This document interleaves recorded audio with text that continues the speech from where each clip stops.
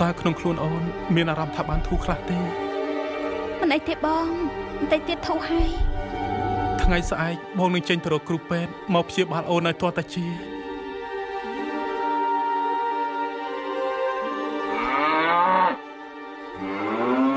ពូនៅក្នុងភូមិនេះតើមានពេទ្យណាព្យាបាលជំងឺពូកែទេមានផ្ទះគ្រូមួយក្បែរផ្សារតែរឿងបកែមិនបកែទាល់តែក្មួយសាក់មើលខ្លួនឯងហើយចុះលោកគ្រូនេះឈ្មោះអ្វីដែរពូក្មួយទៅដល់ផ្សារក្មួយសួរគេរកផ្ទះគ្រូខ្មែរទៅគេស្គាល់ហើយ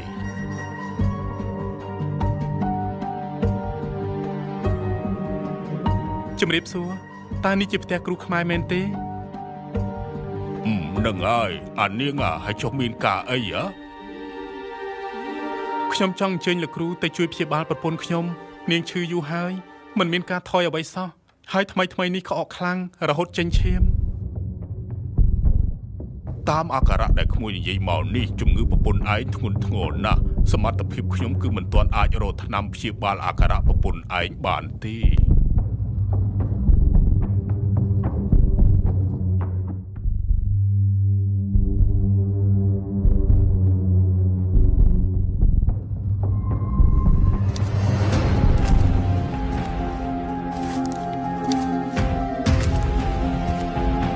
មានបញ្ហាអីបានមកអង្គុយយំនៅទីនេះ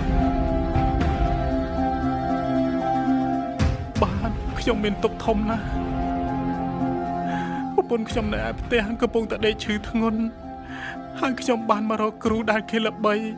គាត់ថាគ្មានថ្នាំព្យាបាលអាការៈប្រពន្ធខ្ញុំទេតើអាការៈប្រពន្ធរបស់ក្មួយមានអាការៈបែបម៉េចអាចប្រាប់ខ្ញុំបានទេព្រោះខ្ញុំជាគ្រូពេទ្យនៅក្នុងខេត្តម្នាក់ដែរខ្ញុំចុះមកតាមស្រុកដើម្បីជួយមើលសុខភាពប្រជាជនលោកគ្រូជួយមើលប្រពន្ធខ្ញុំផងឲ្យតែនាងបានជាលោកគ្រូចង់បានប្រមាណខ្ញុំនឹងឲ្យទាំងអស់មិនអីទេឆាប់ទៅហើយចាំនិយាយពីអាការៈរបស់នាងតាមផ្លូវប្រាប់ខ្ញុំ